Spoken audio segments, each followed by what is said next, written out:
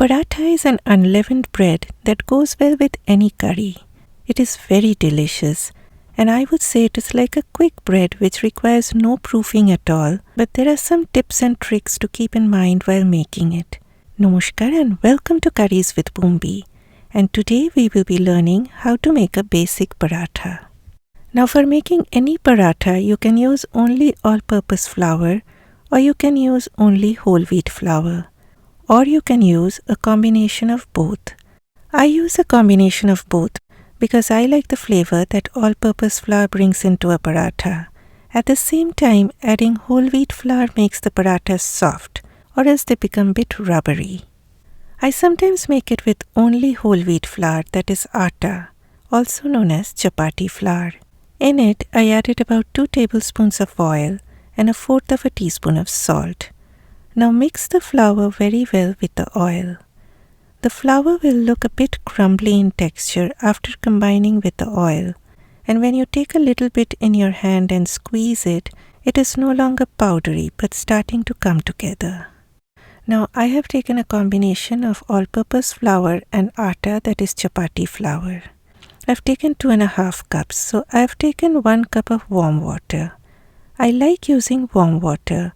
Now do not pour all that water into the flour but add it little by little. Add a little, mix, and again add a little bit more of water, and keep on doing this until you get a soft dough that shouldn't be sticky at all. Nor shouldn't it be too soft because then it will be hard to manage. Nor shouldn't it be too tight, as then the parathas will be hard. I have left this whole clip unedited so that you can have a clear idea of how I am doing.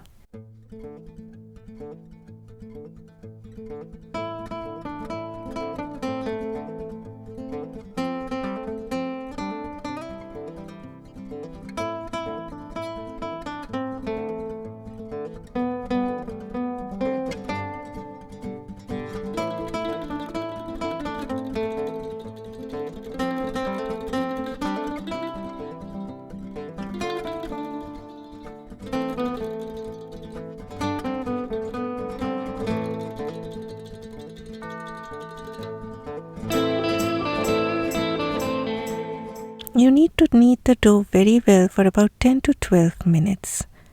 When it comes together into one single mass, it shouldn't be sticking to your fingers and the bowl should be looking all clean.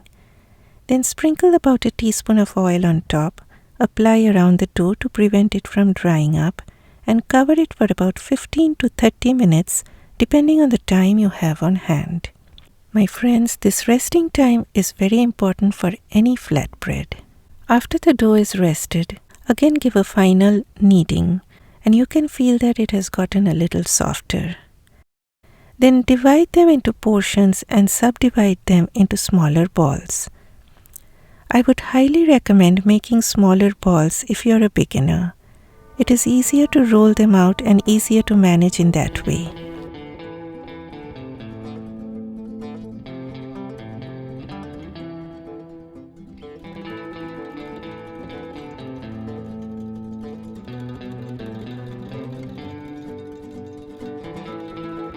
Apply a little bit of oil on all the balls. Then take each one of them, roll them in your palms into a round smooth ball. Forming round smooth balls will help you when you start rolling out the parathas.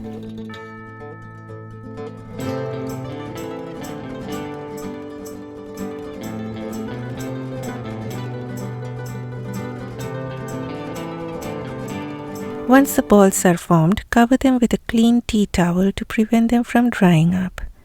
Coming to rolling out the parathas.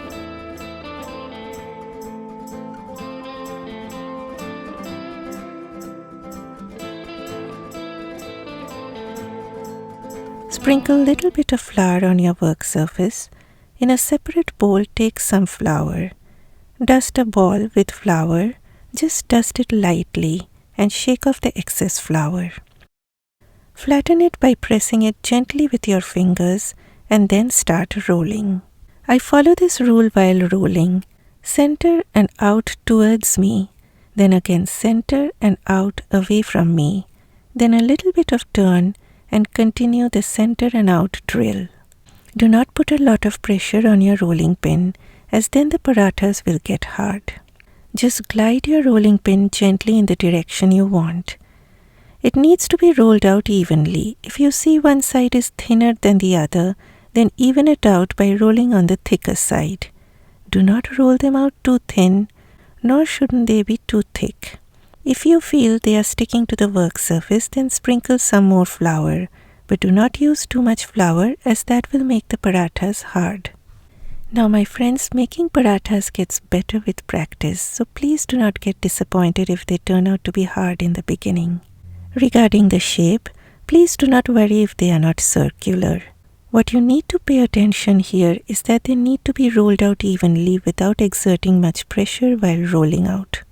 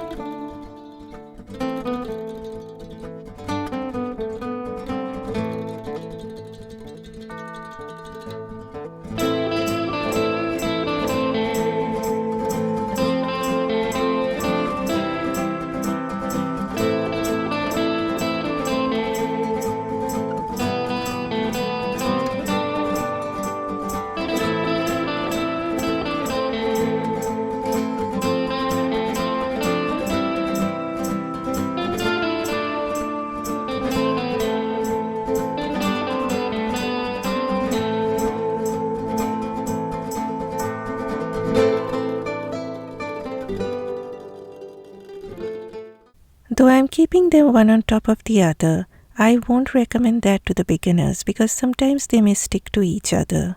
So place each one separately after rolling out on large plates or trays. I first roll out all of them and then move on to frying. Okay, rolling all done. So next is frying time. Use a thick-bottomed heavy pan. I use cast iron. You can use a heavy non-stick or ceramic or granite pan. Heat up the pan very well first, then lower the heat to medium. Brush little bit of oil all around if using cast iron pan. Place a paratha. Remember the heat shouldn't be too high at this point. After 3 to 4 seconds, flip.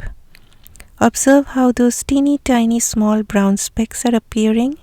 If you see too much of browning, then lower the heat way down. After 2 to 3 seconds, again flip. Now apply about half a teaspoon of oil and flip. Again, apply half a teaspoon of oil on this side and flip.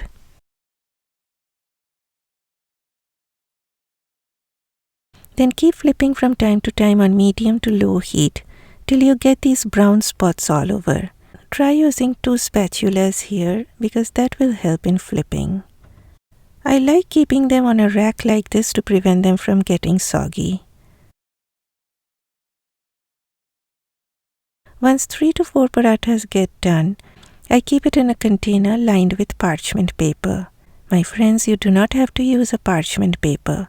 I do as I feel they keep the parathas nice and soft. Each time before placing the next paratha, just run your brush around so that the oil which is sticking around the edges of the pan doesn't get burned. You have to constantly adjust the heat of your stove. If you see it is getting too browned up, lower the heat a little. You can have these with chana dal, aloo dum, chicken curry with a thick gravy, or any vegetable curry. I will be leaving the links to some of my favorites in the description box below the video. My friends, please do not panic if your first paratha gets burnt or becomes rocky hard. The first one is always the experimental one, and the one to face all the angers after such a laborious effort.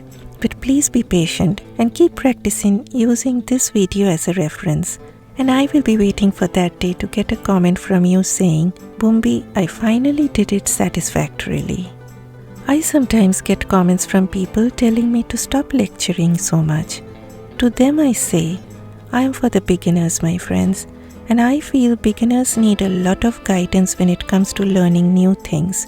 So if you feel I'm talking too much, then you are not a beginner. So please do not waste your time here, but please do not tell me to stop explaining in detail, because this is my way and I hope it will be useful for any beginner. Please give me a thumbs up if you found this video useful, and please consider subscribing if you haven't yet. Bye bye.